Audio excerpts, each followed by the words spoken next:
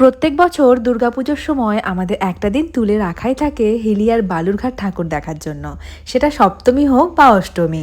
Hi everyone, সবাই কেমন আছো? আমি শিল্পা চলে এলাম সপ্তমীর দিনের ব্লগটা তোমাদের সঙ্গে শেয়ার করতে। তবে গতকাল থেকে শরীরটা একটু খারাপ, ঠান্ডা লেগেছে। আজকের ভয়েস ওভারটা অনেক থেমে থেমে করতে হচ্ছে, আর সবাই একটু ভয়েসটা অ্যাডজাস্ট করে নিও। আজকের সপ্তমীর দিন রাতে আমরা চলে গেছিলাম সোজা হিলিয়ার বালুরঘাট ঠাকুর দেখতে। তবে প্রথমেই গেছিলাম হিলিতে ঠাকুর দেখতে। তবে প্রথম যে এই ক্লাবটায় ঢুকেছিলাম, এটার প্যান্ডেল বলো ঠাকুর দুটোই ভীষণ সুন্দর হয়েছিল।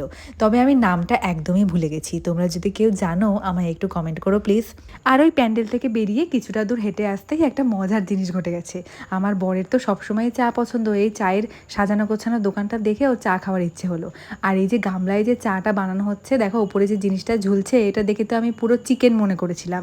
আমার মতন ওটা দেখে কার কার উল্টো করা চিকেন মনে হলো বলো তো? যাই হোক, ওটা চা পাতা কিছু একটা ঝুলিয়ে রেখেছিল চা ফোটানোর জন্য। ওখান থেকে তারপরে চলে এলাম এই যজ্ঞতলা প্যান্ডেলে। আর হিলিতে ঠাকুর দেখার এটা হলো 2 নম্বর প্যান্ডেল। আর এই প্যান্ডেলটার থেকেও ঠাকুর প্রতিমাটা খুব সুন্দর হয়েছিল। আর এই হিলিতে ঠাকুর দেখতে আসা ক্ষীরকুলপির দোকান এত থাকে চারিদিকে, কিছুটা এগোবো আর এই ক্ষীরকুলপির দোকান। যাই হোক, এই ক্ষীরকুলপিটা খেতেও ভীষণ সুন্দর ছিল। আর এই ঠাকুর দেখতে বেরিয়ে কিছুটা দূর যাও আর কিছু না কিছু খাও, এটার মজা কিন্তু একটা অন্যরকমই। তারপর এই রাস্তায় সুন্দর আলোকসজ্জা দেখতে দেখতে আমরা সামনের দিকে এগোলাম। আর দেখো সামনে বসেছে সুন্দর মেলা। আর এই ক্লাবটা প্রত্যেক বছরই খুব সুন্দর করে, এবারও খুব সুন্দর করেছে। তবে প্রত্যেক বারের থেকে হলেও এবার তুলনামূলক একটু কম লেগেছে আমার। আর তারপর দেখা হয়ে গেল একটা প্রিয় মানুষের সঙ্গে। ও আমাদের গঙ্গারামপুরেরই মেয়ে। আর এই যে ছোট্ট মেয়েটাকে দেখছো, ওর অন্নপ্রাশনের সময় ওর মাকে আমি মেকআপ করেছিলাম। প্রায় কয়েক বছর পর ওদের সঙ্গে দেখা হলো, আর অনেকদিন পর দেখা হয়ে বেশ ভালোই লাগলো। আর পুচকুটা কতটা বড় হয়ে গেছে। আর এখন যে ক্লাবটায় ঢুকেছি এটা হলো সীমান্ত শিখা হিলি, একদম হিলি বর্ডারের সঙ্গেই লাগানো। আর এই প্যান্ডেলের প্রতিমাটাও বেশ ভালোই হয়েছিল। আর সপ্তমীর দিনটা প্রচণ্ড গরম ছিল। আর প্যান্ডেলে প্যান্ডেলে যেখানে ফ্যান পাওয়া যাচ্ছে সেখানেই আমরা ঢুকে যাচ্ছিলাম হাওয়া খাওয়ার জন্য। আর এই যে হিলি সীমান্ত শিকার পুজোটা, মানে এই প্যান্ডেলটা যে ঘুরলাম, এর ঠিক পাশেই একদম লাগানো হিলি বর্ডার। আমরা চলে গেছিলাম একটু বর্ডার দেখতে, আর বর্ডারের সঙ্গেই লাগানো এই দোকানটা। এখানে আইসক্রিম থেকে শুরু করে অনেক রকমের বিস্কিট পাওয়া যাচ্ছিল, যেগুলো সব বাংলাদেশের। আর এই দেখো বিস্কিটের প্যাকেটগুলোতে সব বাংলায় লেখা। এখান থেকে 3টে বিস্কুটের প্যাকেট নিয়েছি। আর এখন টোটো ধরেছি, যাব হচ্ছে যেখানে গাড়ি পার্কিং করা রয়েছে সেখানে। আর প্রচণ্ড খিদে পেয়ে গেছিলো সেই সময়। তবে হিলিতে সেরকম কিছু হোটেল জানা ছিল না কেমন কি হবে ভালো, সেই জন্য বালুরঘাট যাওয়ার পথে আমরা ঢুকলাম এই হোটেলটায়। আর এই হোটেলটার নাম হলো আকাশ হোটেল অ্যান্ড রেস্টুরেন্ট। আর এই হোটেলটা হলো গঙ্গারামপুর থেকে বালুরঘাট যাওয়ার পথের সাথেই যে জায়গাটা আছে, তার থেকে বাঁ দিক দিয়ে যে রাস্তাটা ঢুকে যাচ্ছে, ওখানে যেতেই হাতের বাঁ দিকেই পড়বে। আর আমরা যেই রেস্টুরেন্টে যাই, ওখানে গিয়ে মেনু ডিসাইড করতেই আমাদের বেশ খানিক সময় লেগে যায়।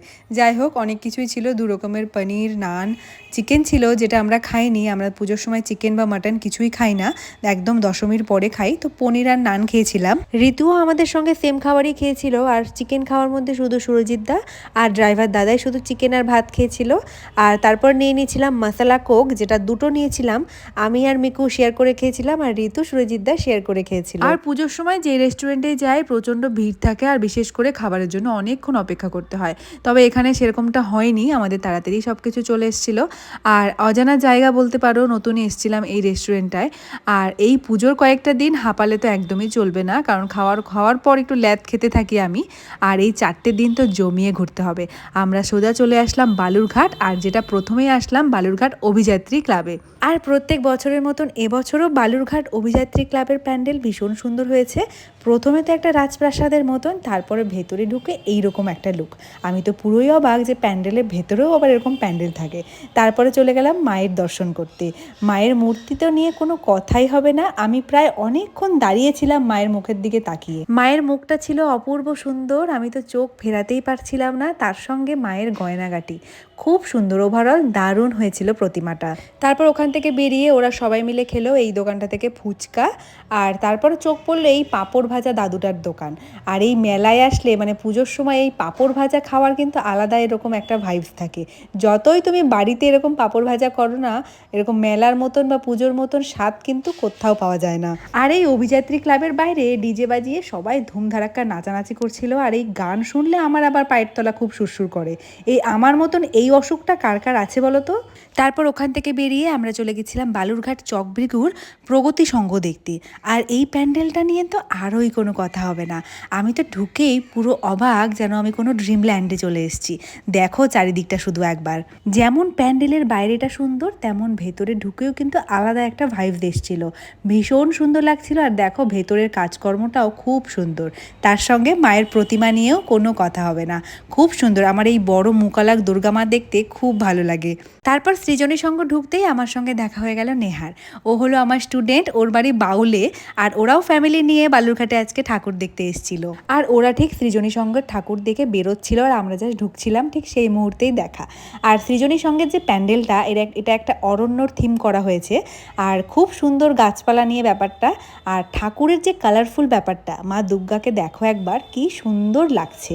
আর আমার না সবসময় একটা ফোকাস থাকে প্যান্ডেলের থেকেও মা দুর্গাকে দেখবো, মাকে কেমন করে সাজানো হয়েছে, মায়ের মুখটা দেখবো, এরকম একটা ব্যাপার থাকে। তারপর আমরা চলে গেছিলাম বালুরঘাটের সৃজনী সংঘ, এটার প্যান্ডেলটাও খুব সুন্দর, তার সঙ্গে মাকেও খুব সুন্দর, কিন্তু মায়ের মুখটা ভীষণ রাগি রাগি ব্যাপার ছিল একটা। তারপর নেক্সট অ্যান্ড লাস্ট ডেস্টিনেশন আমাদের ছিল বালুরঘাট টাউন ক্লাব, যেটা শুধু সুন্দর বলা ভুল হবে, এটা একটা অসাধারণ প্রকল্প।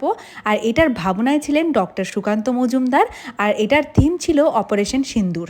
আর সেই মুহূর্তে দাঁড়িয়ে এই প্যান্ডেলের এত বড় স্ক্রিনে ব্যাপারটা দেখতে তো আমার গায়ের লোম পুরো দাঁড়িয়ে গেছিল। সত্যি আমাদের ইন্ডিয়ান আর্মিরা আমাদের দেশবাসীর জন্য কত কিছুই না করে। আর আমরা সাধারণ পাবলিক এই এক মুঠো হাতে যে ফোনটা থাকে, এই ফোনটার মধ্যেই কত কিছু ভিডিও দেখে কত কিছুই না কমেন্ট পাস করি। যাই হোক, আজকের মতন পুজো দেখা কমপ্লিট। সবাই ভালো থেকো। এখন রাত্রি না, ভোর ওই 5টার মতন বাজে, আমরা চলেও এসেছি বাড়ি।